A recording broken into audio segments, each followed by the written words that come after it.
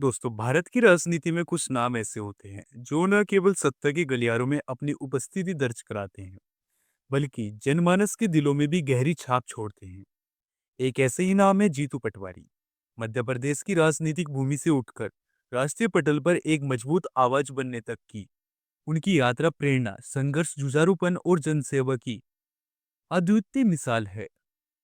Congress party के युवा, तेज तर्रार और दूरदर्शी नेता के रूप में वे राजनीति में एक नया दृष्टिकोण लेकर आए हैं। प्रारंभिक जीवन और पारिवारिक पृष्ठभूमि।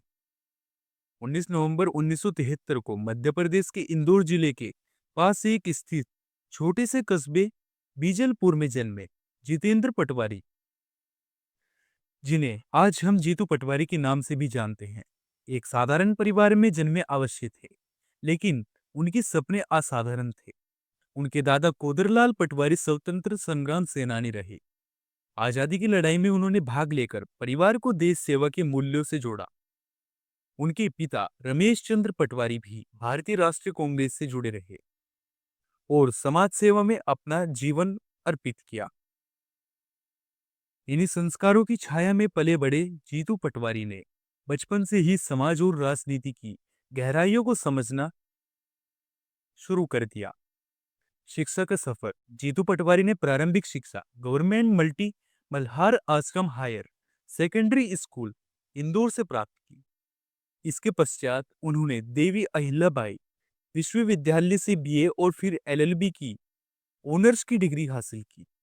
कानून की पढ़ाई ने उन्हें सामाजिक न्याय, संविधान और जनता के अधिकारों की गहराई से समझ दी। यह शिक्षा उनके भविष्य के राजनीतिक दृष्टिकोण और जनसेवा के पथ को स्पष्ट करती है। राजनीतिक प्रवेश और युवा कांग्रेस का नेतृत्व। राजनीतिक करियर की शुरुआत जीतू पटवारी ने मध्य प्रदेश युवा कांग्रेस से की। वे प्रदेश युवा कांग्रेस के अध्यक्ष भी बने और युवाओं की समस्याओं, रोजगार, शिक्षा और अवसरों पर केंद्रित उनके आंदोलनों का नेतृत्व किया।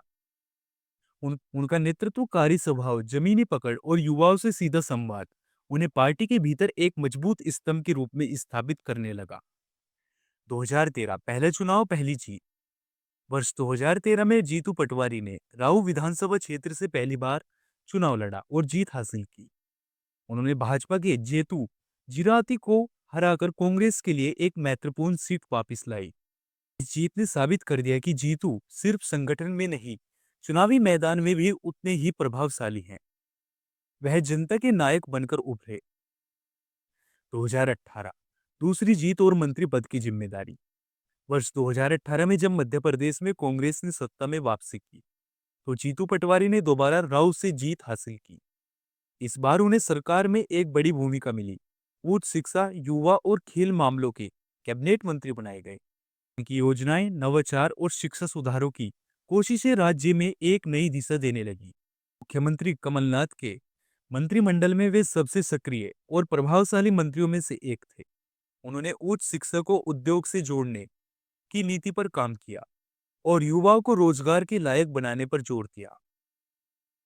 राजनीतिक संकट और इस्तीफा। लेकिन मार्च 2020 में मध्य प्रदेश में राजनीतिक संकट पैदा हुआ, जब ज्योतिरादित्य सिंधिया भाजपा में शामिल हो गए और 22 विधायक उनके साथ चले गए। इस घटनाक्रम से कांग्रेस सरकार गिर गई और जीतू पटवारी को भी मंत्री पद से इस्तीफा देना पड़ा। यह हार राजनीतिक नहीं, बल्कि अवसरों की क्षति थी। पर जीतू झुके नहीं, रुके नहीं। 2023 कांग्रेस अध्यक्ष बनने का सफर। राजनीति में उनका संघर्ष और निष्ठा रंग लाई और 16 दिसंबर 2023 को उन्हें मध्य प्रदेश कांग्रेस अध्यक्ष नियुक्त किया गया।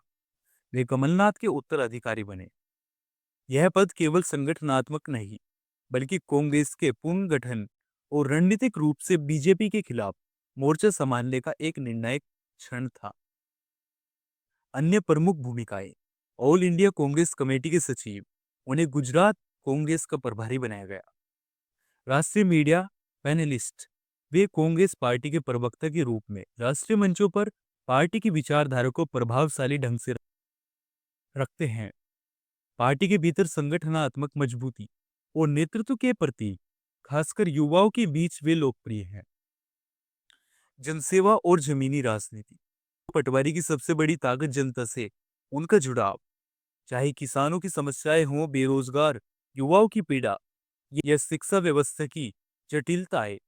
वे हमेशा इन मुद्दों पर खुलकर बोलते हैं। वे न केवल विधानसभाओं में सवाल उठाते हैं, बल्कि सड़कों पर उतरकर आंदोलन का नेतृत्व भी करते हैं। प्रेरणादायक सोच और विचार, उनका विश्वास है कि राजनीति का केंद्र जनता होनी चाहिए, न कि सत्ता। उन्होंने बार बार युवाओं को राजनीति में आने के लिए प्रेरित किया। वे शिक्षा, खेल और नवाचार को मध्य प्रदेश के विकास के लिए सबसे महत्वपूर्ण मानते हैं। परिवार और निजी जीवन, जीतू पटवारी की पत्नी का नाम रेणुका पटवारी है। वे एक सुदृढ़ पारिवारिक जीवन जीते हैं। सार्वजनिक जीवन की व्यस्तताओं के बीच भी वे हमेशा परिवार और समाज के संतुलन को बनाए रखते हैं। संघर्षों से मिली पहचान, चाहे विधानसभा चुनाव हो या पार्टी संगठन का कोई बड़ा मोर्चा, जीतू पटवारी ने हमेशा स्पष्ट विचार, दृढ़ संकल्प और ईमानदार नेतृत्व का परिचय दिया। वे कई बार ट्रोलिंग, राजनीतिक आरोपों और मीडिया हमलों का शिकार हुए, लेकिन उनका आत्मबल कभी नहीं टूटा। वे जनता के मुद्दों को लेकर निडर होकर लड़ते रहे।